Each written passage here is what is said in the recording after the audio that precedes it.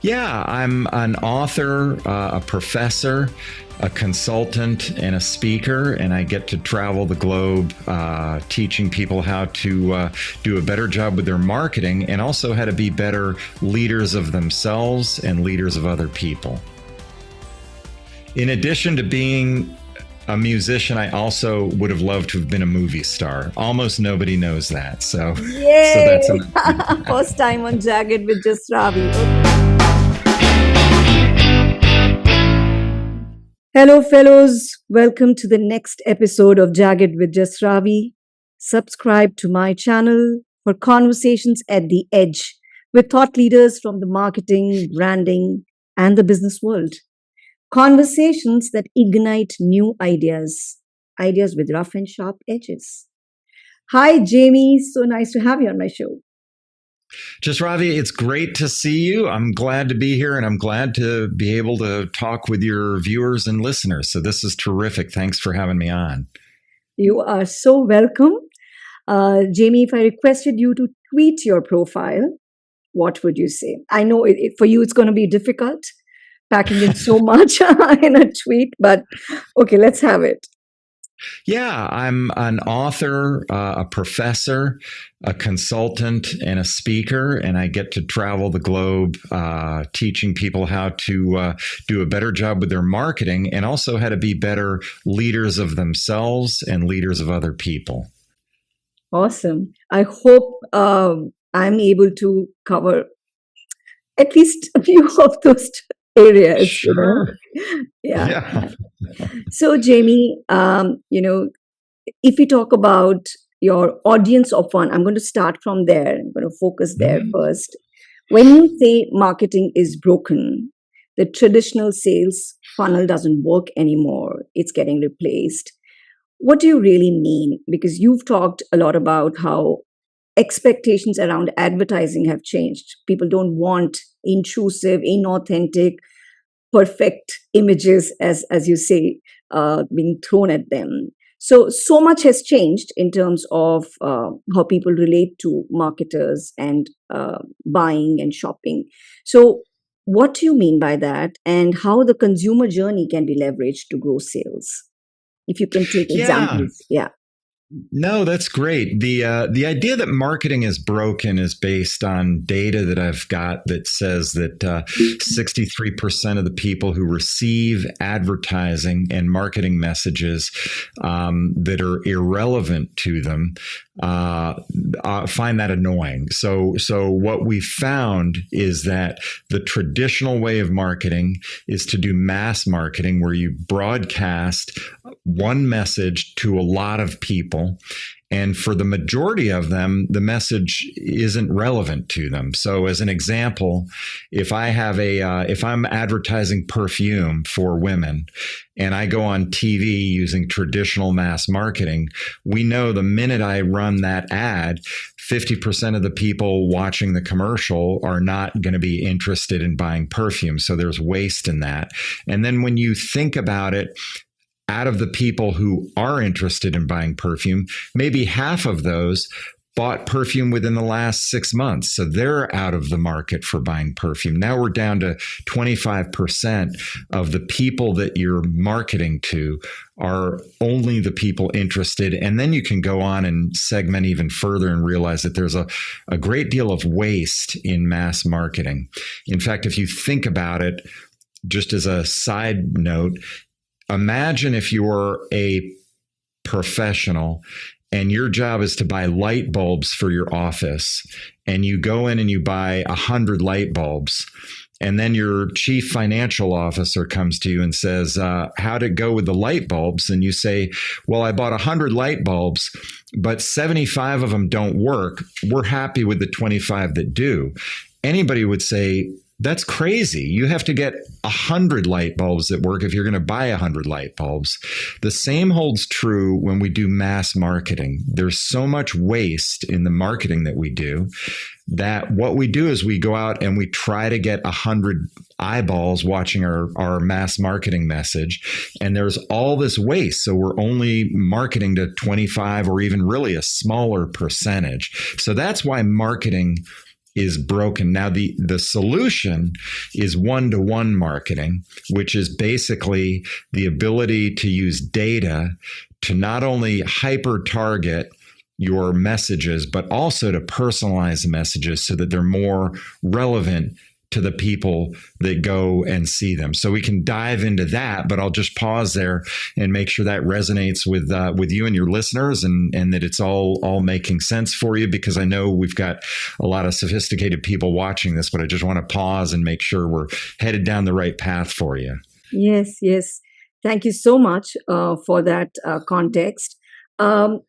Jamie, could you share some case studies? You worked with the biggest of multinational companies, P&G, Walmart, Amazon, Rent-A-Car, any sports company. So could you take some examples and share how is it that these companies are able to build processes or systems, or how do they do it so effectively? Because people know this now. A lot of marketers know this.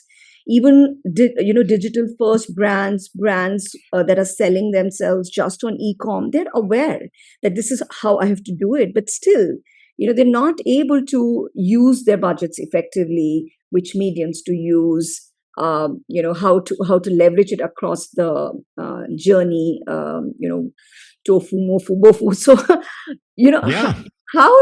what is it, the crux that is getting missed, and how do these companies do it right? If you could share a case study. Yeah, absolutely. So I'm going to start by talking about very easy to do fundamental things that all of your listeners are already familiar with, and we'll work our way up to the ultimate goal, which is essentially to use data in order to hyper target people and then to follow them through the sales funnel by tracking their data. And that, of course, is something that is the ultimate goal. But it starts with things that every single one of your listeners is already familiar with. Let's take we have an e-newsletter database, and we send out an e-newsletter. The traditional way would be to just broadcast the same newsletter to every one of your customers. That's the normal thing. Then we get in and we say, let's get a little more sophisticated, and we're going to start segmenting our database into different kinds of customers.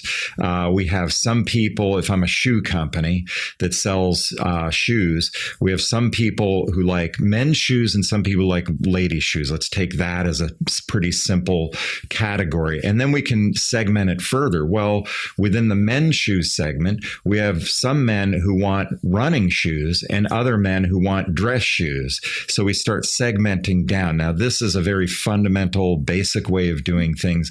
And if we're working hard at marketing, we're always trying to segment our customers. So understanding that is pretty straightforward. But let's go to the next level, which is how do we take data that exists and use that in order to target our customers. So the starting point, of course, is data that's out there. Now, I'm speaking from an angle of North America and traditionally Western Europe. However, I do speak all over the globe, and including Latin America and the Middle East and all that. But so a lot of what I'm talking about is where the technology is headed. For many parts of the world. However, there are some laws that make doing this a little more difficult. And by this, I mean data. As an example, in Western Europe, you have to be sensitive to GDPR, which is a way to protect people's privacy.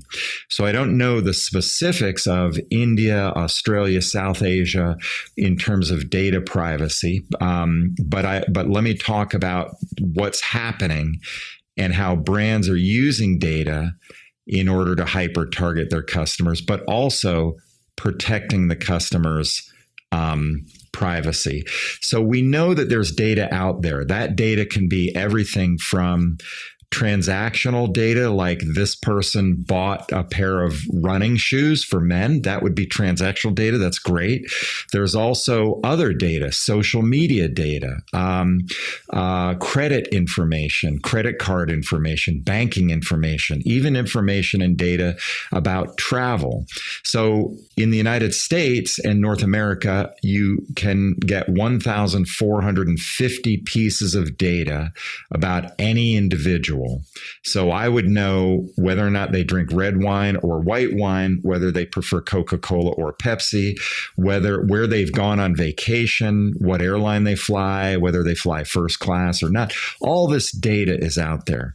So then we can take that data and put it into data sets that are designed to protect the person's individual privacy, but also allow the brand to start segmenting and get data sets that are specific to what they're looking for. So as an example, let's say I am interested in targeting people who drive Mercedes-Benz cars, who like to drink red wine, who travel abroad more than once a year, and who live within 5 miles of the seashore. I can get data that gives me that target. So suddenly I've got a data set that's very specific, and I can talk to that person and say, hey, we're having a sale on fine champagne. We know that you are wealthy because you're driving a fancy car. You live in a nice neighborhood on the seashore, and you travel to Europe more than once a year. Would you be interested in this fine kind of champagne or wine that we have? That's the kind of hyper targeting that we can do by using the data that's out there and available to us. So I'll pause there again, and just because I know I can go long with these descriptions, but I just want to double check and make sure that I know it's resonating with you. But do you have any questions so far on what I've said? Yeah, isn't this wonderful? Because in the traditional marketing, we used to do psychographic segmentation, and now we have behavioral data. So whatever attributes you are putting out there is actual behavior happening. So it's not just interpretation. This is and segment, like such small segments. So I, as a customer, should find it nice that you're so familiar with what I want, and you're, as a marketer, getting me exactly that at the frame of mind when I'm receptive to it. And also, I shouldn't find it creepy. Yeah, I'm gonna address the creepy side of it, because I agree with you. Before I do, if it's okay with you, I'd love to tell you a specific case study that is a version of this that might help your listeners and your viewers. But in the United States, there was a auto repair company that had a bunch of retail stores that were hundreds and hundreds of retail stores that fixed people's cars. So they go in, and what they did was they got data about their competitors to find out who was visiting their competitors. So they took that data. So the competitors would go in and fix somebody's car, and they would pay via credit card. And the other company, the client company we're talking about, would go in to the data company and say, I want people who visited our competitor. And then we're going to do a specific ad campaign to them, because we know these people are getting their cars fixed, so that we know they would be a prospect for us, but they aren't going to our company. So we're going to get our competitors. So it was a great way to use data in order to do that. One other thing I'm sensitive to, and because I speak around the globe, I try to avoid saying, well, here's how we do it in the United States, because I understand that's not necessarily relevant if you're in Australia, if you're in Vietnam, if you're in India, or in the Middle East, anywhere. But this kind of technology is spreading around the globe, and it's happening everywhere, of course. And so it really is just a matter of how hard you want to work towards accomplishing this within your own region, following the rules and guidelines. In your case, of course, the rules for India. But that comes full circle to the idea that it is a little bit creepy. Jasravi, as you said, people get a little freaked out about this, and that's understandable. There are technologies in place that actually protect the user's identity so that you don't really need to be too worried about it. And what I mean by that is, in the end, a company that's a big, sophisticated company that's doing this kind of marketing is interested in not alienating any prospects or customers. So what they do is they go to these third-party companies and they say, we want this kind of customer. We don't want to know their names. We don't want to know too many details about them. What we want to know, though, is an anonymized number that gives us a data set. So in other words, they would go in and say, instead of us targeting Jamie Turner, we're just targeting a bunch of people who are like Jamie Turner and who will go out there and buy the same kind of products. And in our spreadsheet, it doesn't say Jamie Turner and then his next door neighbor, Mike Gibney, or anything like that. It says number 1754237 and then number 1754333 and things like that. So it's designed to protect privacy as much as possible because brands are concerned about that as well as consumers. Yeah. So does that take care of consumers' fears of privacy? That basically, or are there any other fears and other watch outs for marketers when it comes to privacy? Well, that's a great question. I teach at Emory University in the United States. It's a well respected university, and I always ask my students, I tell them the same things we've talked about here. And I say, how many people are creeped out by that? How many people are fearful of that? And probably about 90% of the people in the room raise their hand.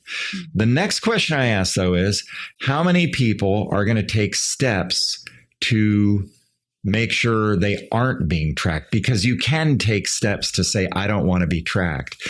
0% raise their hand. And the reason is because they understand this is the what we call the greens fees. This is my pay. In order to get more ads that are relevant to me, I can go ahead and, not worry about this too much and get things that are more relevant. But also there's the cost of actually going out and trying to, get your data removed from any database and the time and effort that would take. It would be dozens of hours in order to complete that process. So a lot of the students just say, I'm not happy about it, but I'm also not willing to put in the hours and hours and hours of work that it would require for me to have all that data removed. So it is possible. It's just most consumers are not willing to do that. And Jamie, maybe people are not even aware that is possible, that how to go about it. There could be some people, maybe not all, because like you rightly said, marketing is giving a lot of value too. It is an intrusion, but we define ourselves by what we buy, unfortunately, as well, and we identify with it. So it is a lot of value too. So we want to know what's in and what's relevant. So yeah, both things are there. Yeah, and to support what you're saying, life is about making decisions, about cost and benefit. And to summarize everything that you and I are both talking about, the cost is, I'm losing a little bit of my privacy, even despite what I said about how brands are trying to protect your privacy. And that's true. But most people go, I'm losing a little bit of my privacy. That's the cost. The benefit is, I'm getting ads that are relevant to me. I can log into websites without having to type in my password every time, all of that stuff. And we just kind of make that. Now, there are plenty of people. I've done speeches at various places. And I remember in one audience, I said something about privacy and there was one person in the audience who was really upset that his privacy was, not as protected as it had been in years past, and that upset him. I mean, not in a big way. He just said, it drives me crazy about this lack of privacy. The truth is that our privacy kind of went away in the mid 1960s up to the 1970s. And here's what I mean by that. That was the era when direct mail started, where we would send out a postcard or send out a direct mail letter to people based on their address and where they lived and where they banked.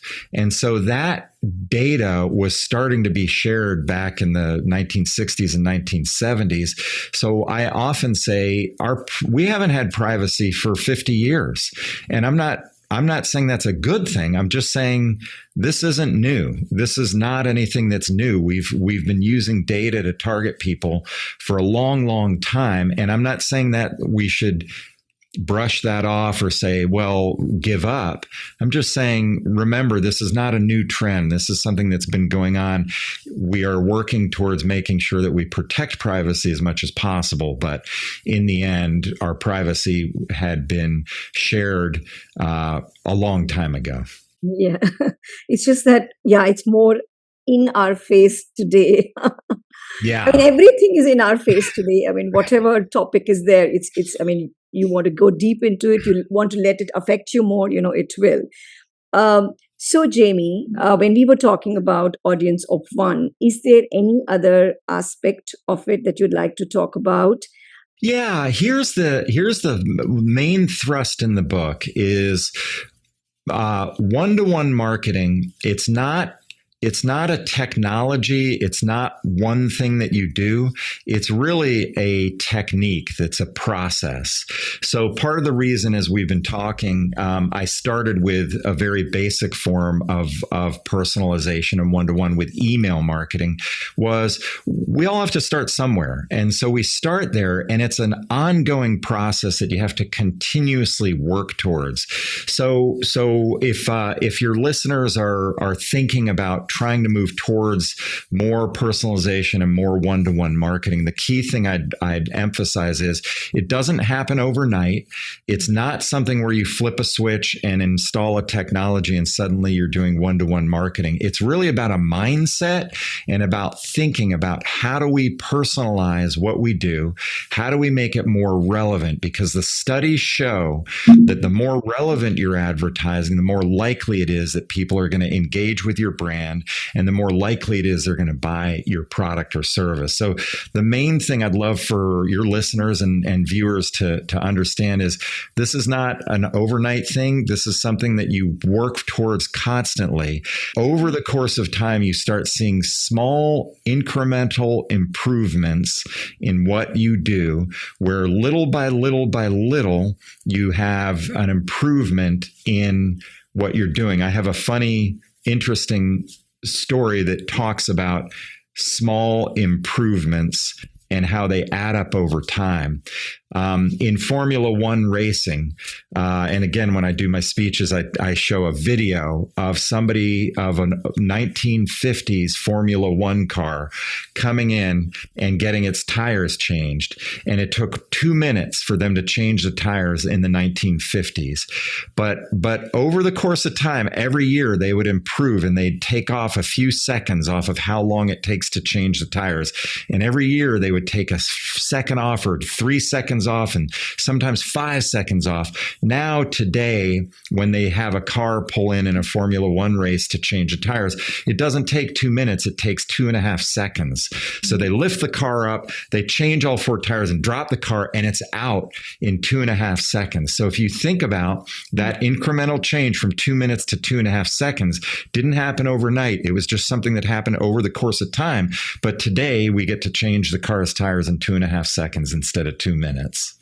That's such a brilliant example, Jamie. And I think this whole orientation of taking learnings, tracking, taking learnings, feeding it back in, and making sure the incremental, because, that is, I guess, what makes it art and science. One of the things that we've talked about here in this conversation is about the use of data.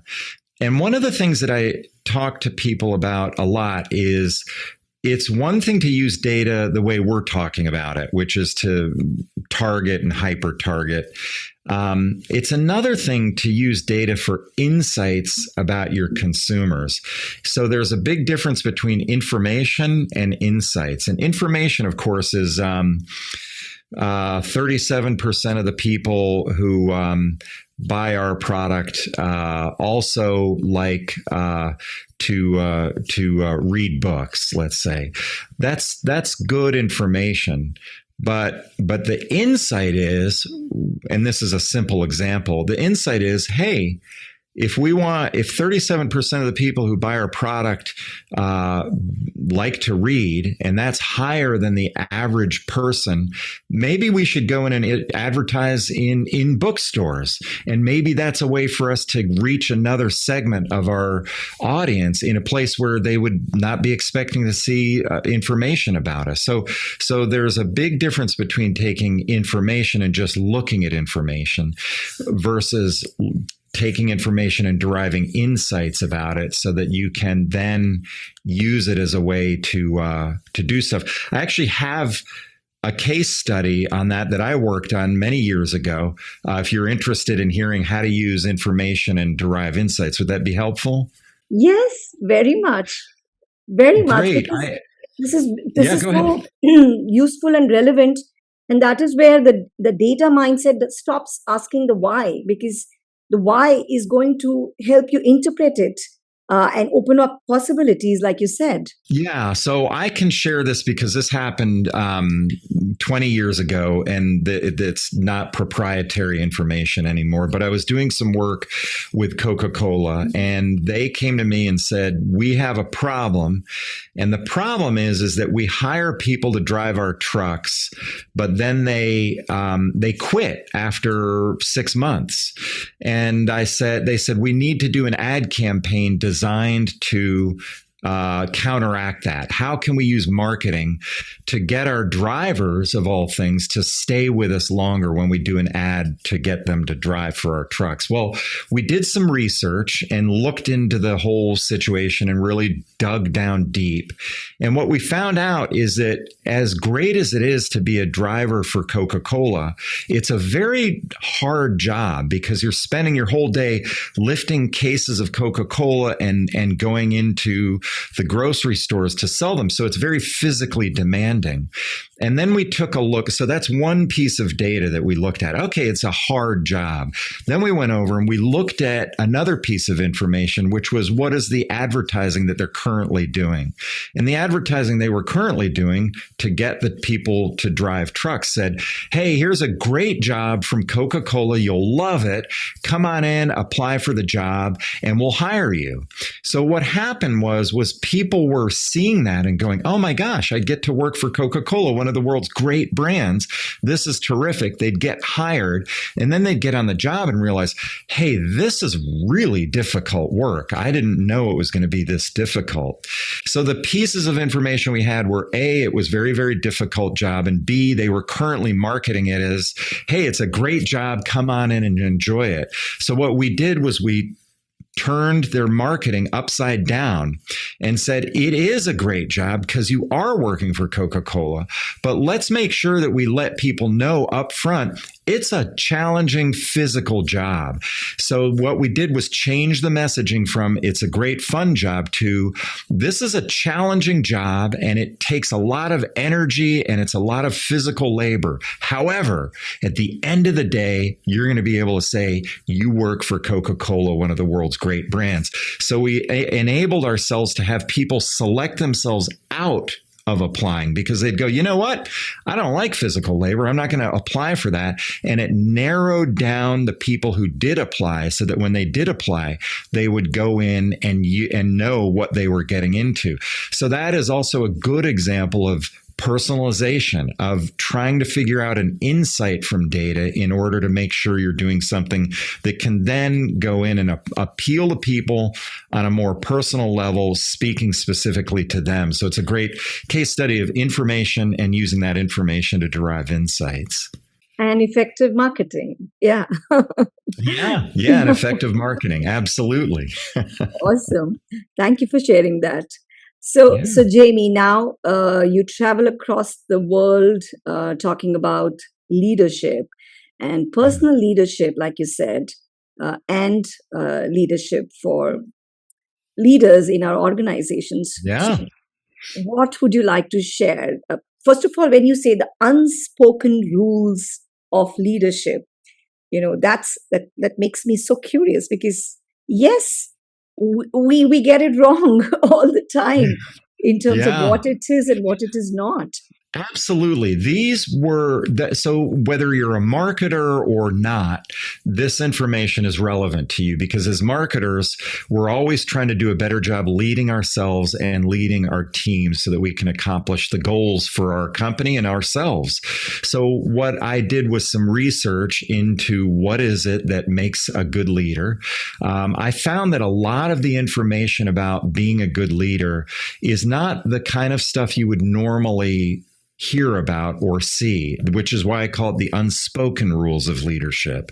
And so it's things like this, and you'll relate to this. Before we jumped on this call, we both talked about our experiences meditating and how we use our mindset in order to improve the way we engage with people around us. And so an example of an unspoken rule of leadership is that you should, as a leader, should work on your mindset first and your skill set second.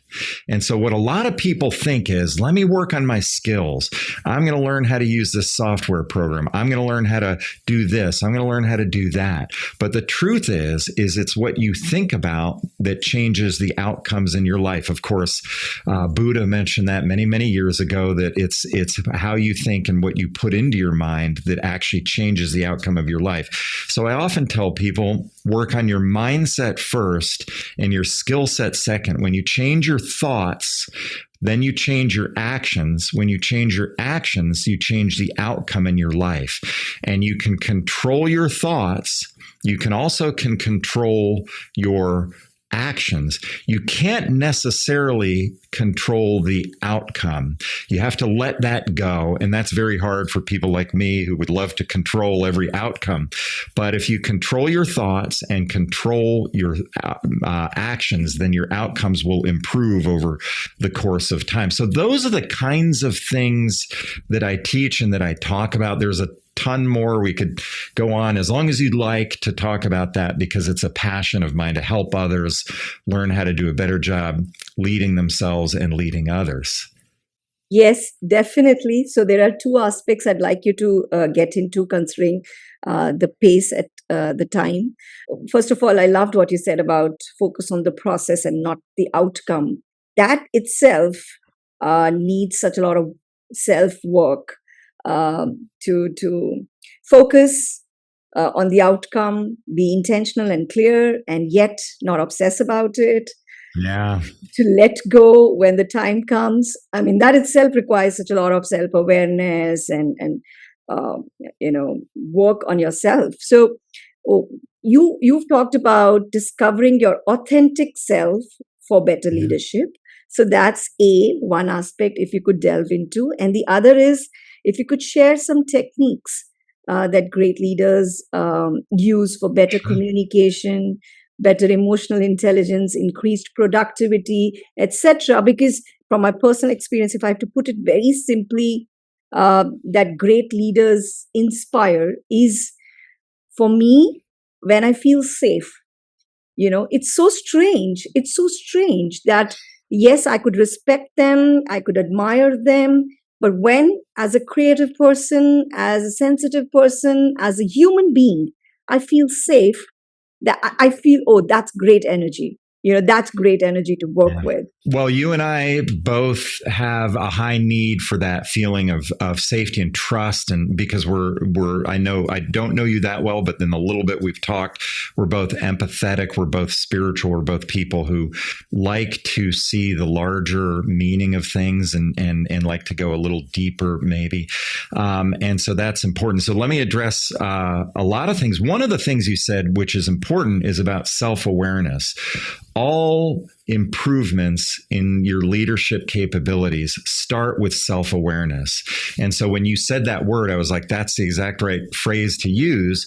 Is self-awareness is the beginning point, being aware of how you feel, how you project, how you engage, how you connect. All of those things add up to being able to say, okay, obviously, let's give an example. Obviously, the way I'm connecting with this employee that's a member of my team is not working. That's self-awareness. Then making the decision to say, let me change how I engage with them in order to improve the outcome. So let's use that as an example. Let's say any of your listeners probably have team members they're working with, either peers or people who report to them, or even their boss. And they're saying, I need to do a better job connecting with my boss and my peer or the person working for me. The starting point for that is to build a bridge between you and the person you're working with. The mistake most of us do is that we tell somebody what to think, what to do, how to act, how to behave. And that makes it so that they don't end up coming into engagement with us with a feeling of mutual trust. So the starting point is to build a bridge between you and the person you're working with. And you do that actually pretty simply by finding out first and foremost, what are their aspirations? What are their needs? What are their desires? What are their life goals? When you start with that and you say, hey, before we do any work together, let's talk about, what do you want to accomplish in your life goal? What do you want to have happen in your life? Because I can make that happen. So when I was younger, I had a company with a lot of employees. And when I would ask them that question, they might come to me and say, you know what, Jamie, I want to be an entrepreneur someday. I want to own my own business. And I'd go back to them when I would coach them or work with them. And I'd say, you know how you said you wanted to be an entrepreneur someday? And they'd go, yeah.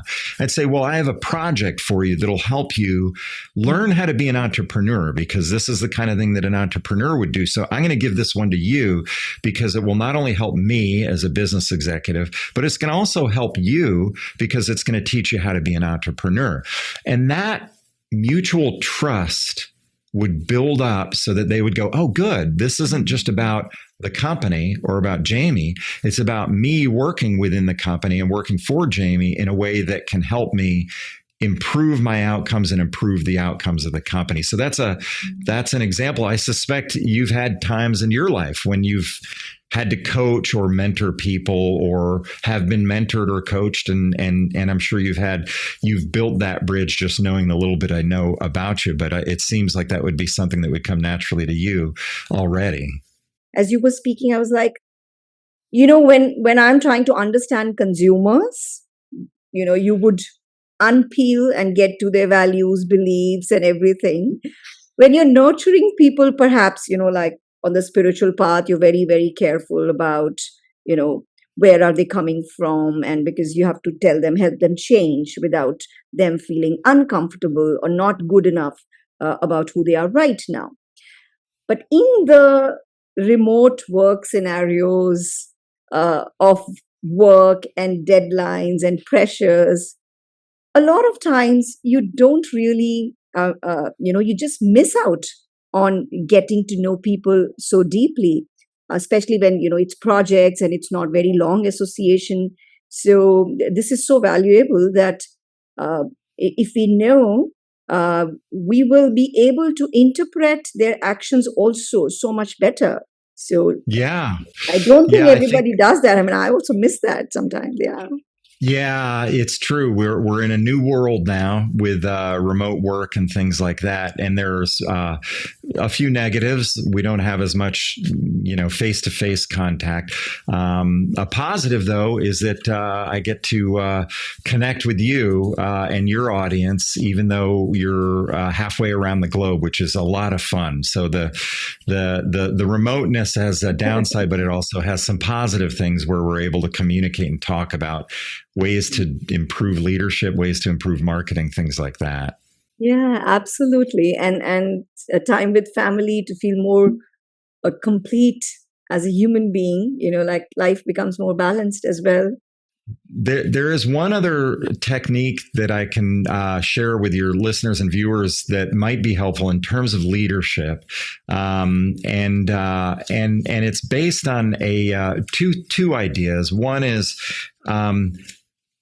when you move towards discomfort, your world expands, and when you move towards comfort, your world shrinks. And the reason I say that is that when we all are learning and trying to do our jobs, we have a tendency to gravitate towards things that we're familiar with and things that we're comfortable with, and we just keep doing it over and over and over again.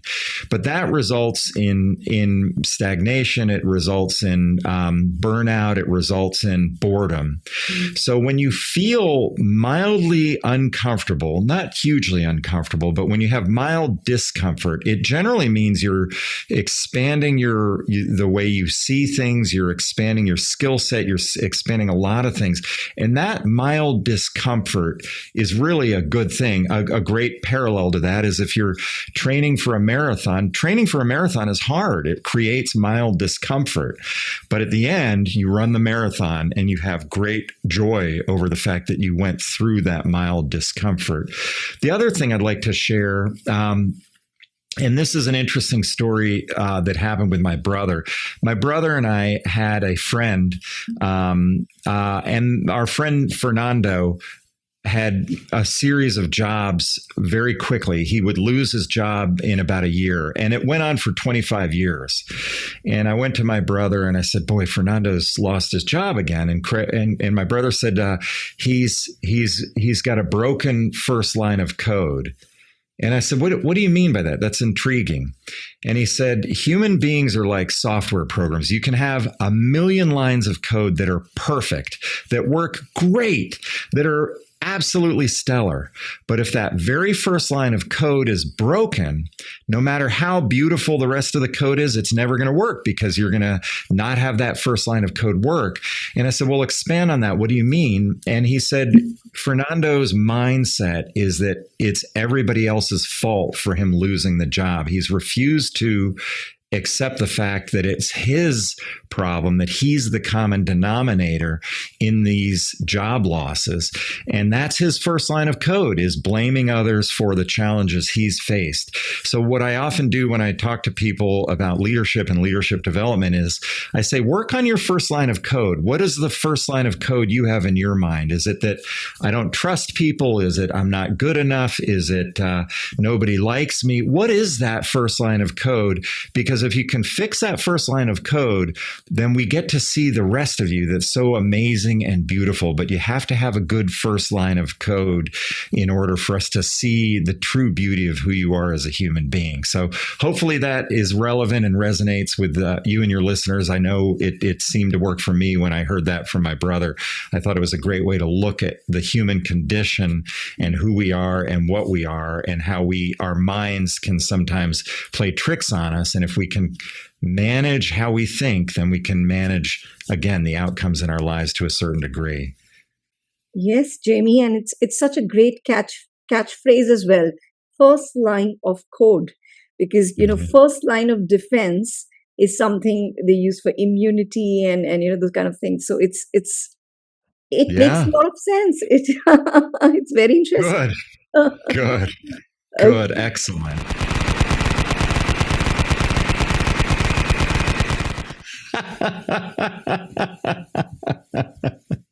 Look at that. That's amazing. We went literal, Jamie. This is rapid fire. Okay, good. That sounds great. Okay. Mother's best advice. Don't worry about what other people think about you.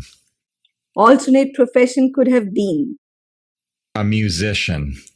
Ah, as per your spouse, your most often used phrase. Hopefully it's honey, how can I help you? And I'm Oh, not that's sure that she would nice. agree, Oh my but God. hopefully that comes out of my mouth more frequently than not. She is so lucky. Okay. One Thanks. thing no one knows about you. In addition to being a musician, I also would have loved to have been a movie star. Almost nobody knows that. So that's Yay! another. First time on Jagged with just Ravi. Okay. A book you'd like to gift to all your friends, and can't be your own book. There is a great book called The Power of Now. It's by a gentleman named Eckhart Tolle. Given Jasravi, the little bit you and I talked about, those kinds of things, that would be a great book. There's also plenty of books by Sadhguru, and I'm a fan of Sadhguru's, and I know your listeners would be familiar with Sadhguru. I had the opportunity to work with him and meet him, and so the books by and about Sadhguru are also great. No, sorry, you're How right. smart of me. I first heard it all then. Okay. Yeah. If you were to devote the rest of your life to philanthropy, what cause would you choose? Helping children. I just, if I can expand on that, I started a charity many years ago with a co-professor of mine named Dr. Reshma Shah, and she is of Indian heritage. And one of the things that we did was to build a schoolroom in Gujarat. So we raised funds to build a schoolroom for a small village in Gujarat, and we've done that at various places around the globe. So most of my philanthropic efforts are geared towards helping children become the wonderful people they can become if they're given the right tools. Awesome. Awesome. Jamie, I'd request you to share your online addresses or emails, any books you want to mention again, although all of this will be there in the show notes. How can people reach you? Yeah, the easiest thing, there's two websites you can go to. One is jamieturner.live. So that's JAMIE Turner.live. And the other is unspokenrules.live. And both those websites have plenty of information about me and about how to contact me. So I would love to hear from any of your viewers or listeners. I'm always interested in connecting with people around the globe.